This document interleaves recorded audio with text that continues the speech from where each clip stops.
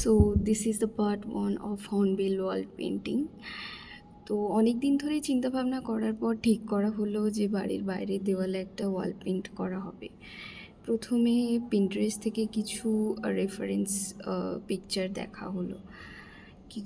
ছবিগুলো দেখার পরে ফাইনালি ঠিক করা হলো যে হর্নবিলই আঁকা হবে। তবে শুধু হর্নবিল নয়, তার সঙ্গে কিছু ডাল পাতাও অ্যাড করতে হবে।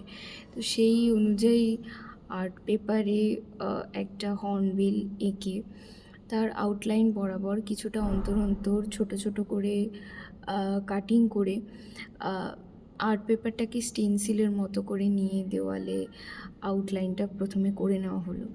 এরপরে রং করার পালা।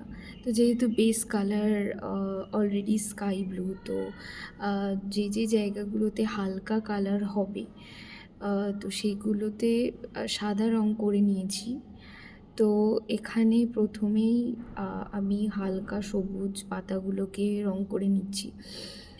তো রং হিসেবে আমি ওয়েদার কোটই ব্যবহার করছি এখানে, যেহেতু বাইরের দেওয়ালে ওয়াল পেন্ট করা হচ্ছে, তো রোদে জলে যাতে নষ্ট হয়ে না যায় সেই জন্যেই ওয়েদার কোট ব্যবহার করছি।